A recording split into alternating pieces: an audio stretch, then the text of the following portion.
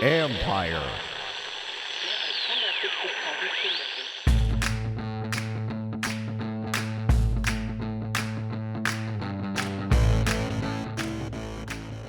Hello and welcome to my podcast. Today I'm going to be talking to Redskins receiver Terry McLaurin, former Redskins beat writer, now a Bears beat writer, Rich Campbell, and then it's time for your podcast therapy session. I answer your questions in a mailbag. But first, I had the chance to sit down with McLaurin, who is off to a terrific start after 2 games. Here's my interview with Terry McLaurin.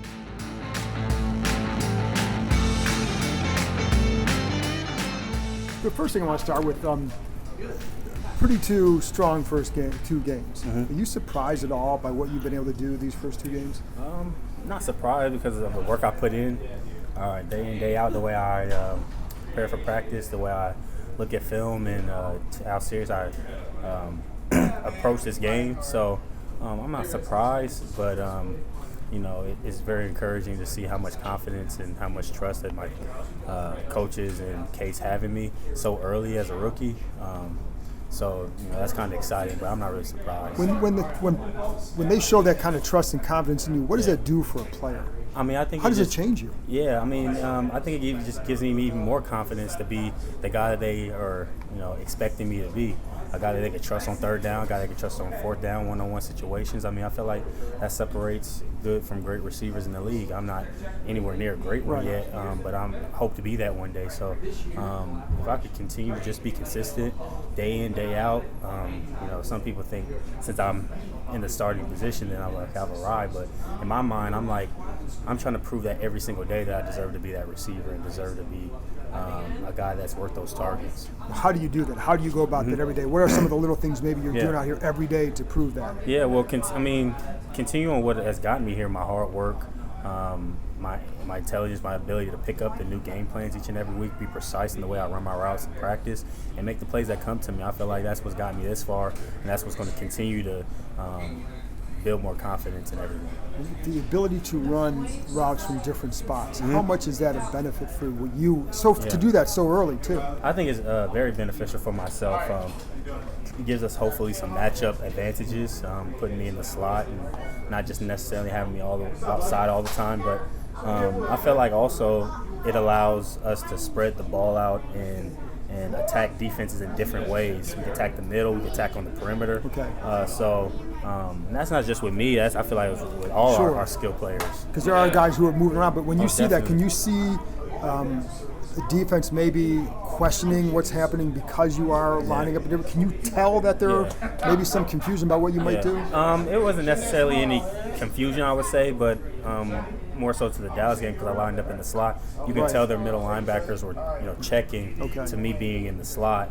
I don't know what their checks are, but they were obviously recognizing that differential. And that can open up something else for someone else. Oh, most definitely. I mean, there's a lot of things you could do from that. It doesn't necessarily mean just because I'm in the slot, I'm getting the ball. That's right. I could be clearing it out for one of our other skill players. So I'm willing to do whatever it takes. But I feel like when you have fast guys in the offense, dynamic guys in our offense like we do, not just myself, it opens it up for everybody.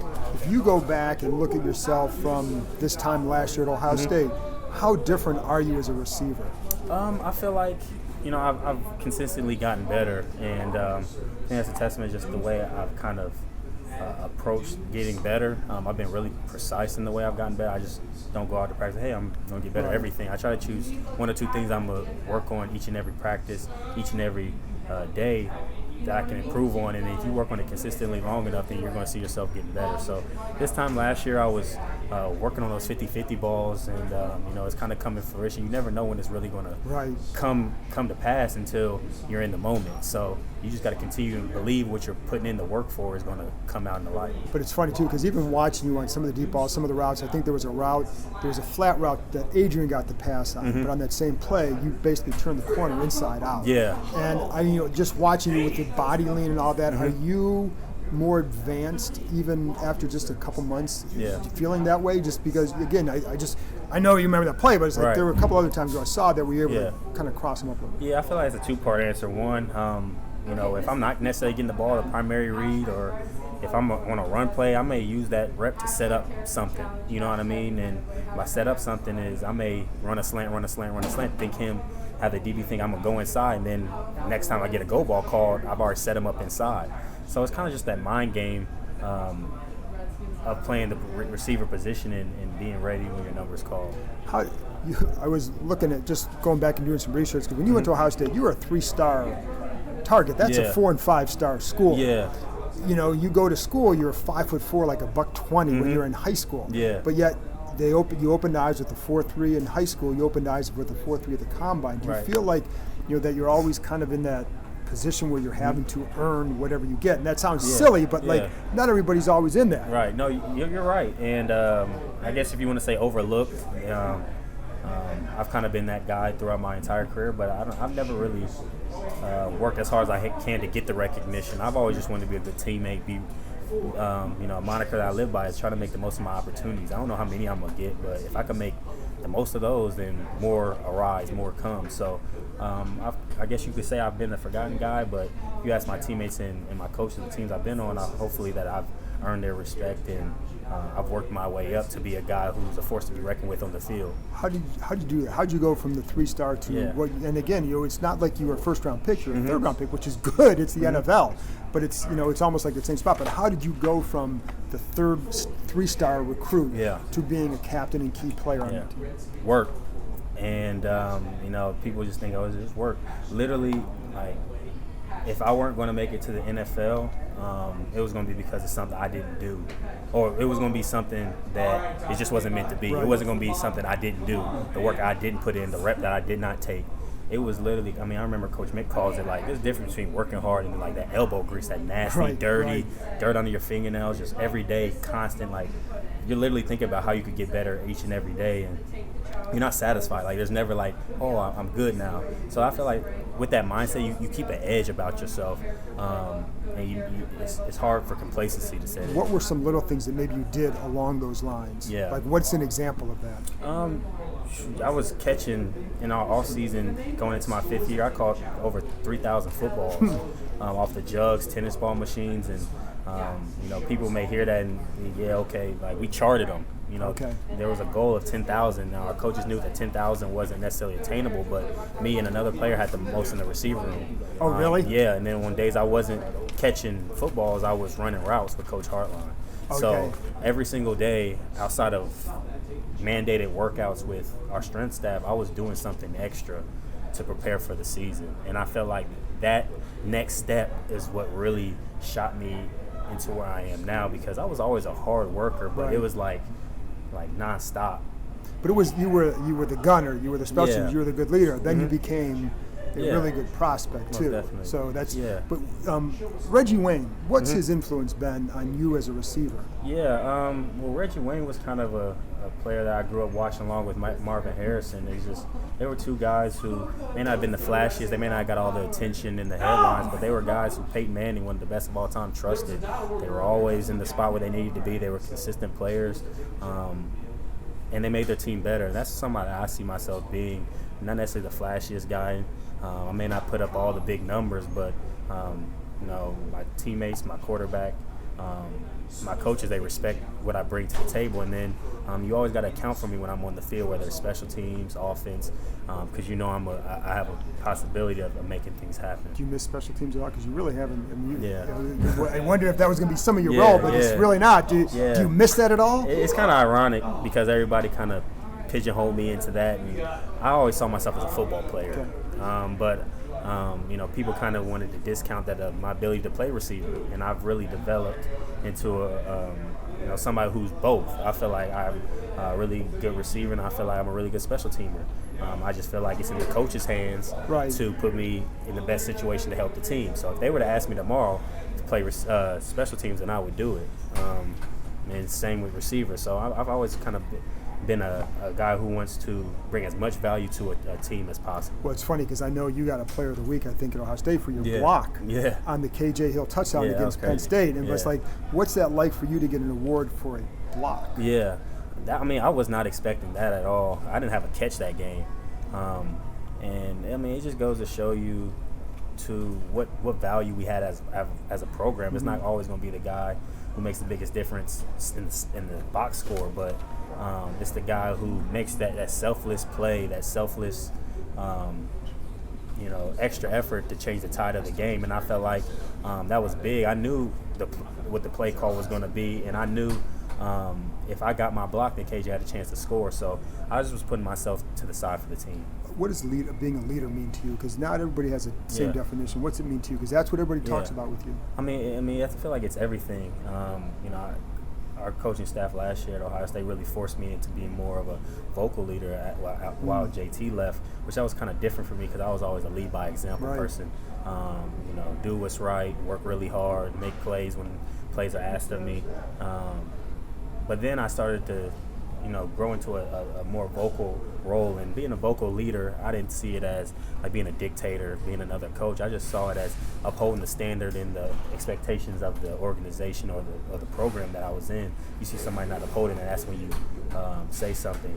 I'm in this situation now. I'm a rookie, and we have great leaders, so I'm not stepping in here thinking I'm a leader at all.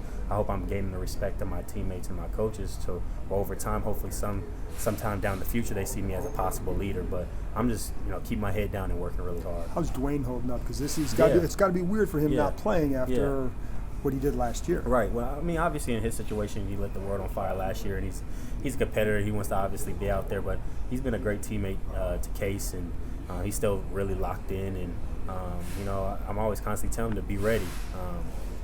You never know what happens during the course of the season. But he's behind Case. We're behind Case 100%. But as a competitor, he obviously wants to be out there. But I'm just telling him to be ready whenever his moment is going to come.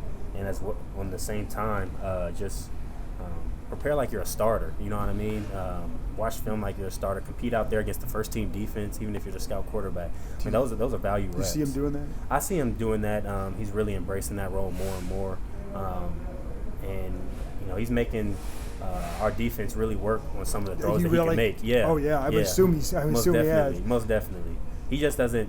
Okay, you see a card and just do it. Dwayne is really like trying to make sure everybody's on the right page, and even with the scout teams. Yeah, and Cam and Robert Davis and all our scout team receivers, as well as the line, they do a good job of just trying to give our defense the best look. But he's really honing in on that as if he's like running all offense. You come across like you're a 10-year vet. Mm-hmm. Where does that come from, that maturity and all that? Because you don't seem like you just turned 24. Yeah.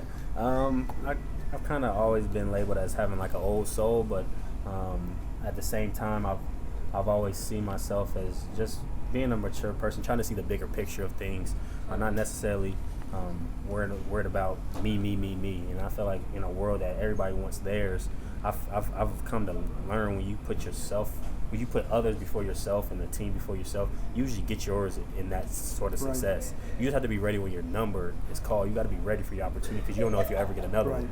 So that's kind of how I feel like I've always lived my life and always competed playing football, just being ready and seeing the bigger picture. Last one, I'm an Ohio State guy, and so and I think I told you, I told people I hugged your mom at the Maryland game after you scored. I didn't know it was her. She didn't know who, But anyways, Ryan Day. What's your impression of him? Because he's they're off to a pretty good start. He's obviously got some respect. Yeah, I mean, Coach Day is first of all, he's a great person, and I feel like people don't, it's not as, he's a great coach, but is he a great person? Because you want to play for a great person first, and you want to know that he cares about you, not just on the field, but off the field. And I feel like he does that. He's a great dad, great husband. And that's first and foremost. And he just gives confidence to his players and his staff. He allows them to coach the way they coach while still upholding the culture of Ohio State. He still allows them to be themselves and make plays and make adjustments and coach their style of coaching for the betterment of Ohio State. So I feel like that's why they're having success. They believe in him, and he believes in the staff and the He's players. A pretty good play designer, it seems. Oh, most definitely. I mean, a lot of people couldn't appreciate. We were running a lot of NFL-type concepts the last 2 years of Dwayne and JT, and I feel like with him bringing the mesh concepts and the compliments off that really helped change our offense. Did it help you adjust to the NFL? I think it did. It allowed me to kind of learn more conceptually, not necessarily worry about what I have, And, a lot of the carryover I've seen from the concepts, they may have different names in this system, but the West Coast offense, him coming from Chip Kelly, the concepts are very similar. Cool. Yeah. Coming up, Rich Campbell is going to give you a scouting report on the Chicago Bears.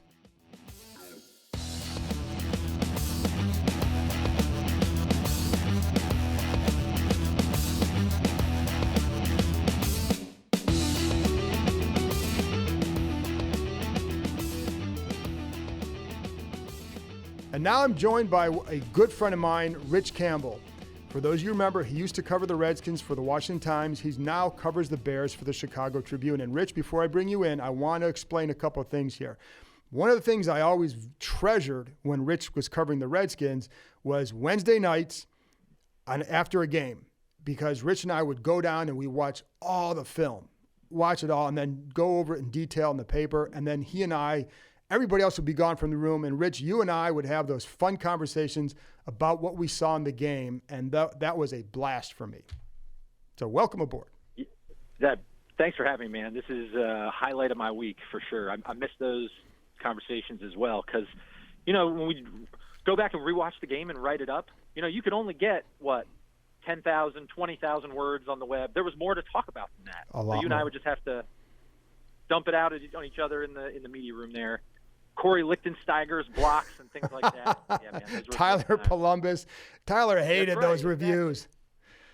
Boy, did he hate those. And I think he's still I saw Lichtensteiger. I know it's all good. I saw him in Cleveland on the sidelines, and it was a nice welcome. I think if Tyler Columbus saw us, I'm not sure it would be that warm. But I will say, and just for people, when you're on this beat, one of the reasons I enjoyed doing, going back and watching the film, and one of the things that pushed me was knowing that Rich was doing the same thing. So I always wanted to make sure, I know Rich saw this play, so I better go over it with a fine-tooth comb to make sure I have every detail, so that way I can at least keep up over there. So that was one of the things I always liked about it. And then from my perspective, it was very helpful to go to a different market, steal everything that you do, and then just look like I'm the genius that figured this all out in the first place. Well, there you go. Well, let's get to it, because there is a game this week, and it's funny because it's a team that had Super Bowl aspirations and a team that I'm not sure what their aspirations really are. But this is a big game for both, because if the Redskins win, you're 1-2 going into the Giants next week. If the Bears lose, what's it going to be like there, Rich? Oh, my gosh. It's going to be panic. And I don't know how locked in you were on Sunday as you were dealing with Redskins-Cowboys post-game, but the Bears played in the 4 o'clock slot. Yeah. And had just an absolutely insane finish to their victory against the Broncos. They fell behind. They blew a 10-point fourth-quarter lead. They fell behind with 31 seconds left, but then drove the field thanks to a roughing the passer call, which was questionable at best. Mitch Trubisky makes a throw on 4th and 15. They call timeout with 1 second left and hit a 53-yard field goal to beat the Broncos. And so they turned a win from a loss back into a win and ultimately avoided going 0-2. If it had been 0-2, the city would have burned. So they postponed that a week, but now if they go lose to the Redskins, the team they're favored to beat by a touchdown, then it would sort of be the same thing, that it would just be back to panic. And if they do lose to the Redskins, it would mean that Mitch Trubisky had a bad game. And so that's really the focal point here in Chicago this week, is that Mitch has got to get healthy against this bad Redskins defense. And I'm going to get to Mitch in a minute, because I know you guys were on top of things, throughout training camp, running your stuff.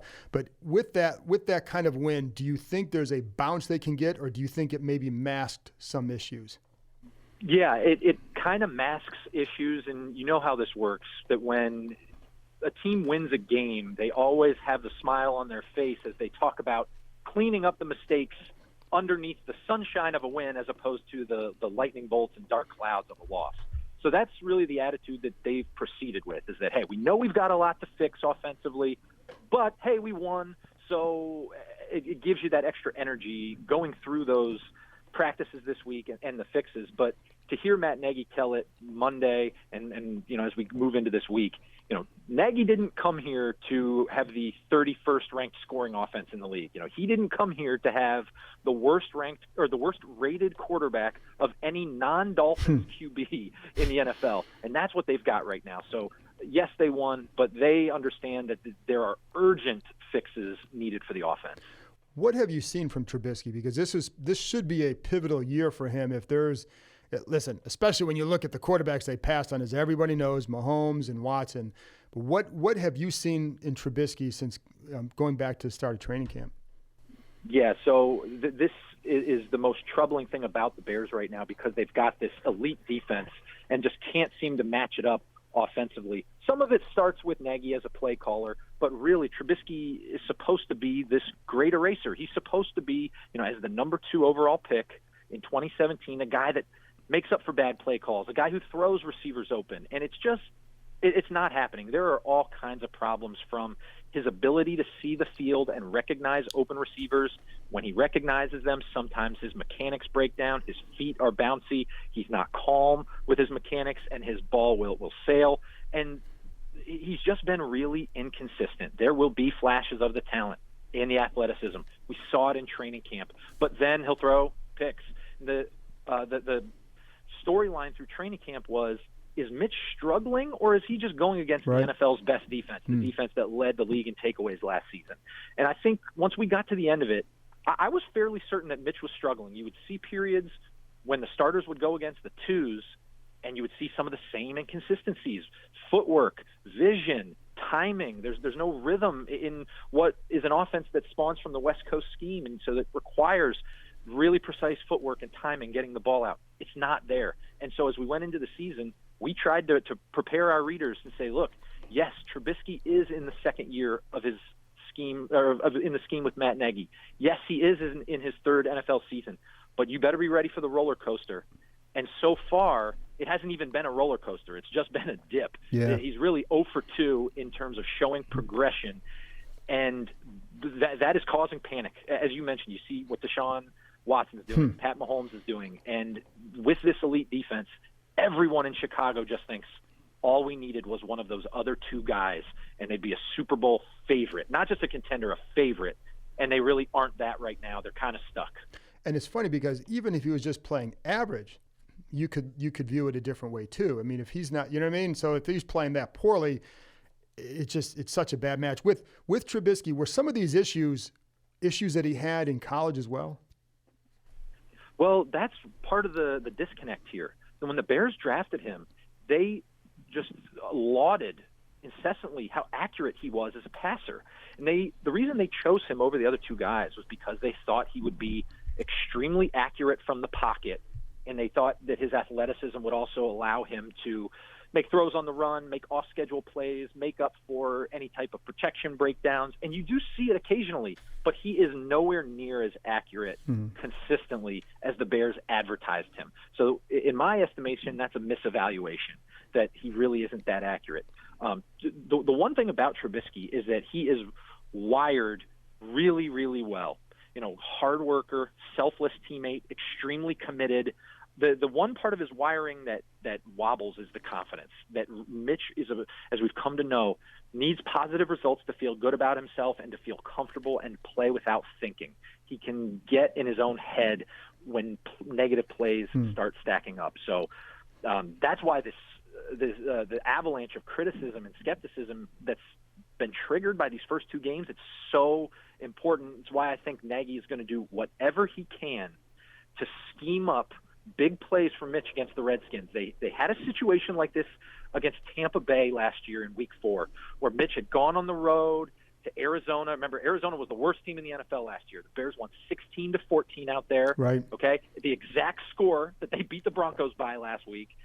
They come home and they played Tampa, and Nagy saw a banged-up secondary. Okay, you're hearing some familiarities here. He saw a banged-up secondary and a bad defense.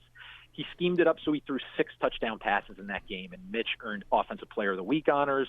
He started to feel good about himself. That, I believe, is how the Bears are going to look at this game, because go back to last week, John, against Vic Fangio's defense, Nagy really had training wheels on. A lot of quick throws, a lot of predetermined reads, RPO stuff where it's only one receiver, screens where it's only one receiver to really help him try to get in a rhythm. And I think they'll try to open it up a little bit against the Redskins. Well, I have a few plays that have worked against the Redskins. I think, and I think there are a couple similarities with the plays that worked in week 1 and week 2 against their cover 3. My guess is Matt Nagy will somehow try to get them into that play. It's the one, for Redskins fans listening, it's the one where Devin Smith caught the ball against, against Josh Norman. That play has worked against them, and if the corner on the other side wants to stand there and watch as there's no safety help, then I think Nagy will take that gladly. With the Bears offense, if Trubisky starts to play better, do you feel, I know they got Tariq Cohen, Allen Robinson, Taylor Gabriel, do they have the weapons what kind of weapons do they have to become what kind of an offense? So they have not really surfaced earlier this season in the first 2 games. So you could parse Mitch's performance by criticizing some of the other weapons. To me, as I look at sort of the sequencing and the correlation, I think it's Mitch not unlocking those guys down the field. First and foremost is Allen Robinson, who is now another year removed from the ACL that sidelined him in Jacksonville for almost all of 2017. He's explosive. He's big-bodied. Redskins fans would probably compare him maybe to Alshon Jeffrey of the Eagles, that big body type Z receiver that can make catches in traffic, contested catches. He and Trubisky have developed a good chemistry on back shoulder throws. There's a lot of trust there.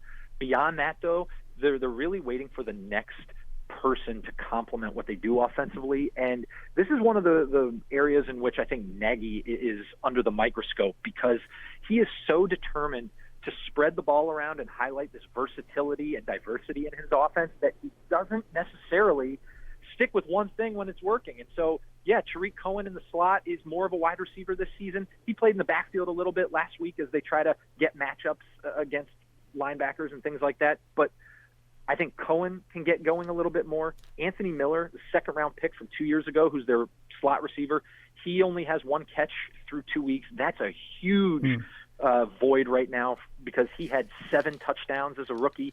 So Miller needs to get going. And then the other one that's a big focus here is Trey Burton, the U tight end, the tight end that fits the mold of Travis Kelce of the Chiefs. That's what Nagy brought here. Burton is obviously not that player, but he fits that role here as the athletic slot receiver type of tight end. And he's had a groin injury all the way through training camp.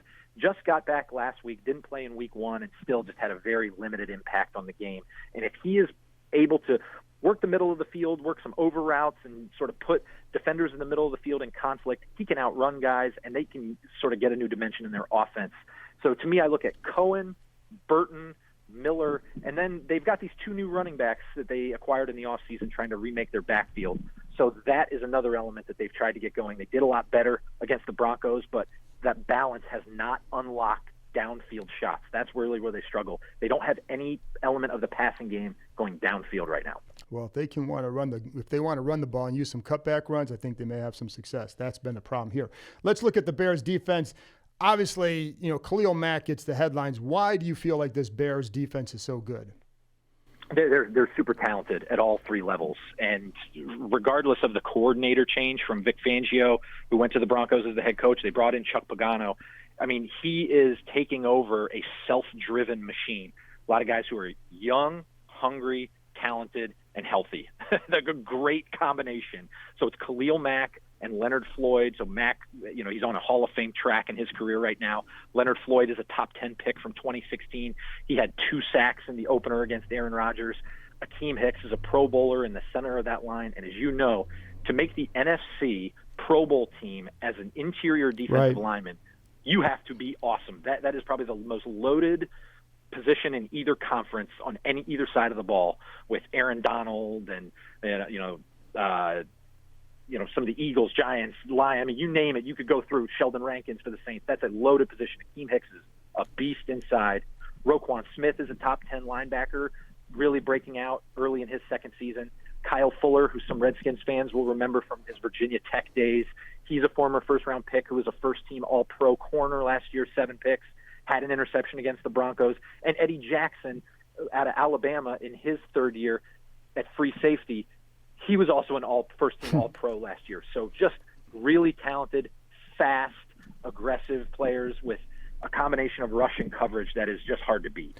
And one of the things I noticed in the first two games where Aaron Rodgers, Joe Flacco have had some success is throwing over the middle. I think the numbers I had from Next Gen Stats is 20 for 25, over 200 yards when those two have combined to throw over the middle. Is that an area, is that a misleading stat? Is that an area where where the Bears are a little bit more vulnerable for some reason in the pass game? I think Roquan Smith, like I said, the top 10 linebacker, former Butkus Award winner, in his second season has really been openly critical of himself in pass coverage. Okay. So a lot of it is about eye discipline. A lot of it is about matchups. At the other inside linebacker spot, they've got Danny Trevathan, who is a heartbeat type of guy, a reliable player, not necessarily a centerpiece of the defense, and looked a little slow to me last week against the Broncos on some of those balls over the middle where he had to just rally, try to tackle, and the Broncos did a good job of getting their running backs and Emmanuel Sanders in that area of the field. So, yeah, I do think that's an area that can be attacked, but I haven't seen the Bears giving up big plays in that area. So it's a lot of maybe checkdowns or shorter crossing routes that maybe offer some opportunity for run after the catch, but it's not like they're being victimized deep in the middle of the field. And one thing the Bears have done very well, especially last week, was avoid the big play. Okay. I mean, they've only given up 2 touchdowns in 2 games, and that's why. You just make offenses put together double-digit play drives, because if you make them play that many plays, ultimately the Bears' rush is so good that they're going to draw a holding penalty. They're going to draw hands to the face. They're going to put you in some type of drive stall situation over that volume. And so I think they're willing to concede a little bit, some of that little dink and dunk over the middle of the field, rally, tackle, try to get you in third down, and then let the quarterbacks, let your pass rushers go get the quarterback. Last one, Rich, before I let you go. You know this team well, the Bears. How do you feel like they respond to their start in this game? Yeah, I think they respond well, and I think defensively they're going to show up. They travel, the defense travels, that saying, it's true. The Redskins offense, in terms of quarterbacks that they play, or the Bears play this year, I don't think anyone circled the Redskins game as, it's not Aaron Rodgers. It's probably not even Joe Flacco, that level. So I think the defense will be fine. Offensively is the real key, and you could tell me as much as I could tell you about this, but it is such an important game for the Bears offense, because after Monday night, on a short week, they come back and host the Vikings. Okay, they've already lost to the Packers at home. If they lose to the Vikings at home, you can basically kiss the division goodbye. And so this game, not to look past it, but in some ways it is a tune-up for that Vikings game.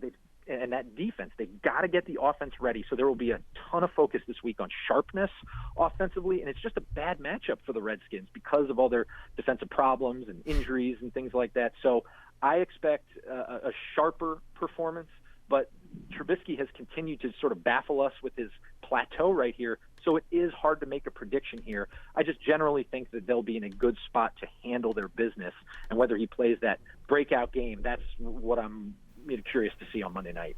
Awesome, man. Rich, I missed talking to you, and it'll be good to see you Monday. Thanks for coming on. So when you bring the brisket to the press box on Monday, okay, just make sure you bring the multiple sauces for me. Dude, I like the multiple sauces. I might be doing some pulled pork Saturday. I don't know yet. We'll see. So yeah, I got a bad deal on this Monday night game, because otherwise I would have come in earlier and tried to visit everyone, and I would have had to come out to the country to see the farm and get some of this pulled pork and stuff. But instead, I got a fly-in day a game and get in and out. There you go. That's why I need you to bring some of this to the box. All right, man. All right, Rich, we'll see you then. Thanks, John. Coming up, it's time for your therapy session as I answer your questions in a podcast mailbag, including what the heck is wrong with the Redskins defense. I have a few thoughts.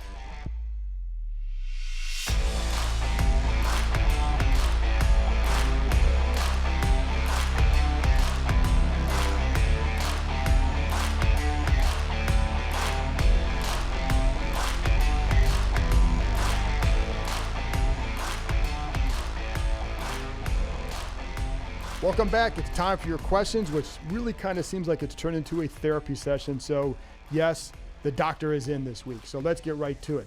T. Peeps wants to know, from your perspective, what is the biggest missing component that is preventing this team from being successful? Leadership, discipline, accountability, etc. I think you can check off all the above. So a lot of those, yes. Accountability, though, with good teams comes from the players. When players hold one another accountable, it matters more. Now, coaches and the organizations create a culture where this is allowed to happen. There's a way you do things, a way you practice, etc. So I think that's one. I think another word I'd use is transparent, as in not all coaches are as transparent as players would like. Jay Gruden probably tells the media more than he does some of his players. And I think that has been a little bit, I don't know about an issue, but I think it's something that I've heard. And here's the funny thing. I think right now, if they had a new coach right now, let's say they've made a coaching change after last year, and you look at this roster, I think we'd view this situation different. I'd still worry about the organization's ability to build a winner, but then at that point, they would have had a new coach with a young quarterback and a good base of young talent to develop, but they have that kind of roster with a staff that needs to win. So I think sometimes it feels, I don't know, it's too early to say it's a wasted year. Let's see how it goes from here. But I think it goes back to the leadership up top, and I'll get to more of that later. So I think sometimes it's a matter of just maybe creating odd situations here. All right, now let's go to Corey. Wants to know any idea what they do with Trent. Surely they can read the room and realize he does not want to be in Washington. Corey, I keep hearing that they're not inclined to trade him. Now, could that change if there's some great offer? Sure, anything can happen, and if you get blown away, then you have to make that deal. I'm not sold that they were truly offered a one and rejected that. I don't know. What I'd heard is that some teams pulled out once they heard that what Williams wanted in terms of a possible extension. I think in some ways they might be stuck with one another unless some team does get desperate because of their left tackle situation. I know the Patriots just placed Isaiah Wynn, their left tackle, on IR. They were rumored to be interested before. One thing I'd heard at that time, the Pats didn't want to pay him more money. They pulled out. I don't know if that, is that completely accurate? That's just what I heard.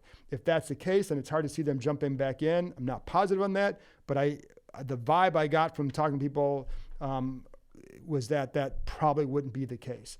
One thought had been expressed to me involved trading him in the offseason. The feeling was they'd be able to get more for him at that time because he'd still, if he doesn't report if he's not on the roster for at least 6 games, it does not count as an accrued season. If that's the case, he'd go into the offseason with 2 years left on his deal. So that's the only way he has value to me in the offseason if he still has 2 years left on his deal. I don't know that Williams would want to get to that because it means for him that he would lose that accrued season, and coming back for week 10 or whatever it is, the last 6 games, would allow him to bypass that and be 1 year closer to being able to leave here if that's what he truly wants. This sure feels like a game that Bruce Allen wants to win, and that's not the best way to operate. If they see Trent as a big part of their future still and feel it can be resolved and it's not as bad as what people on the outside think, okay. They've misjudged situations in the past, though. Otherwise, what are you accomplishing? Some of this is about precedence, not just caving into players' demand. I get that. But at some point, there's one question that any good organization has to ask. And it's something I don't think they do often enough with the moves they make or don't make here, and it's this. What is best for this franchise? That's always the question to ask. All right, so let's go to Dizinator, all caps. Why are the Redskins perpetually mediocre? Is it ownership, front office? I look at the constant. Any insider insight. Easy. Everything starts at the top. If you want to see a good organization, go to the top. There's only been one coach hired by Dan Snyder that's had a record of at least 500, and that was Marty Schottenheimer, who lasted 1 year. Joe Gibbs, Mike Shanahan, Steve Spurrier, Jim Zorn, Jay Gruden, all below 500. Good organizations start at the top, and there's no more insight than that I can provide. That said, I think that at times they do things that other good places would not. I loved D'Angelo Hall. I loved watching him develop as a person and as a player. I don't think there are a lot of places that would have kept him around that last year or two, given his injury history and the salary and all that. But they seem to hang on to people in those situations, regardless of what they are going to offer. And I think that's true on the field and then in other places in the building. As for something deeper, the word I always hear is there's a disconnect between the front office and the coaching staff. That's something that you've heard Jay Gruden and others in the organization talk about. Get on the same page. I think it leads to a mismatched rosters. I hear that from agents all the time about this place, and that's nothing new. I've said that before, and it's something I think they've said before. But you need to have that for you to build a good organization. Josh Stack wants to know, any concern about Case Keenum's arm strength and why he has missed some of the throws or not pulled the trigger on others? I'll get right to you. I'd said a couple more, but I'll just get right to it. The issue on those throws, Josh, wasn't his arm. When you overthrow guys, he did in Philly, it's not because of a weak arm. He missed him. He overthrew him by 5 yards. That was 5 yards past Terry McLaurin. Against Dallas, he missed McLaurin again, but it was more too long. It wasn't the distance or the strength on it. It was that he needed to put it more out to the other side of the field. Instead, he threw it over it was down the middle. I threw it to the left. The safety was biting up on the play. Throw him more to the middle, to the other side of the field. Let him run under it. That would have given him a chance to have a big play. Byron Jones had good coverage, but I think the throw was not. It was more about accuracy than it was about arm strength. I think there's other throws that, he hasn't made. I don't know if that's because of his inexperience in the offense. Sometimes you might not see a guy. Paul Richardson was wide open last week. The pocket was collapsing. I don't know that Keenum said, I know I missed him. He should have had it. But I don't know what he saw in that play if that pocket was there. But there, some of those are throws that, yes, he can make, but it's not about arm strength with what's going on here. Sometimes it's about not seeing guys. I've seen McLaurin wide open on other plays that he hasn't thrown. And there you go. But it's not about the arm strength. Be a Militant wants to know the big question that everybody wants to know. What needs to change for us to get pressure on the quarterback? All right, B. So a couple things. One thing I will say that I think there's some frustration over there that they want, even just within the organization, that why aren't they more aggressive? Why are they playing more so far off? It says it doesn't feel like they're trying to go out and attack at all, and they can't. It hasn't worked. So that's one thing. They can be more aggressive, and I'll get to more of that in a minute. I think Montez Sweat needs to develop. He's young. He's faced two of the top left tackles in the game in Jason Peters and Tyron Smith. He's also clearly thinking a bit too much and still learning the speed that he must rush with to be effective. I didn't think in camp that he always looked explosive or anything like that. He's long. He can run. I think he has some strength. I would use him on some stunts to the inside at times and just use that strength to maybe impact some of those interior throws, but also try to get him against a guard, and then his quickness against the guard is going to be better. But I think it's been hard for him. I don't think they've done a good job of trying to get him into better situations. I think they need to keep but going back to Sweat, he needs some time. He's just a rookie. Khalil Mack had 4 sacks as a rookie. It takes time. 2, they need to keep their interior D-line fresh. Deron Payne did a lot in the first half the other day. Didn't quite see him as much in the second. I think Jonathan Allen getting back will help. I don't know why they never stunt with these guys, but they just haven't. And I would like to see some of that because I think they have guys who can be effective in that role.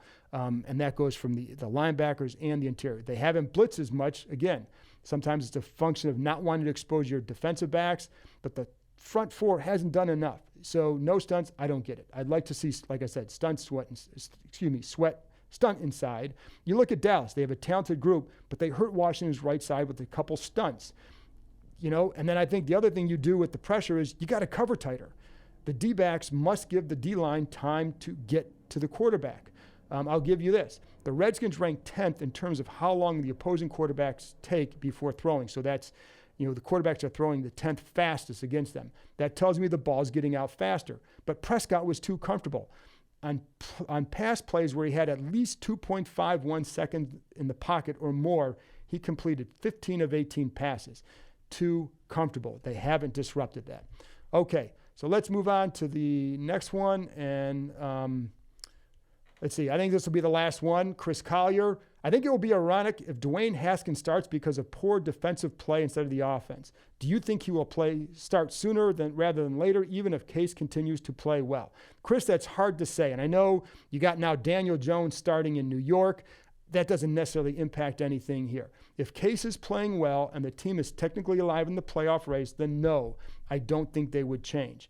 If Case Keenum is struggling but the team is sort of alive, then if Colt McCoy, if his leg is better, I think you could go to him if he's healthy, and there's no guarantee of that. But I think for McCoy to be a starter, he has to be healthy. And if he had been healthy in camp, he would be the starter now. But my guess is they turn to Haskins once they're out of the race, and that's just a guess. I do know that they felt before the year that he still had a ways to go. I do think he'll play this year. It's rare for first-round quarterbacks to not play. I do like this offense a lot for Haskins, and I like this coaching staff for Haskins. They know he needs more seasoning, but that's why I doubt he plays until they're either out of the race or others get hurt. But like I said, what they do with this pass game, I think, fits what he does well as a passer. All right, I'm going to end it right there, folks. Thank you very much to Terry McLaurin for joining me, my friend Rich Campbell at the Chicago Tribune, and thank you, as always, for your questions and for listening.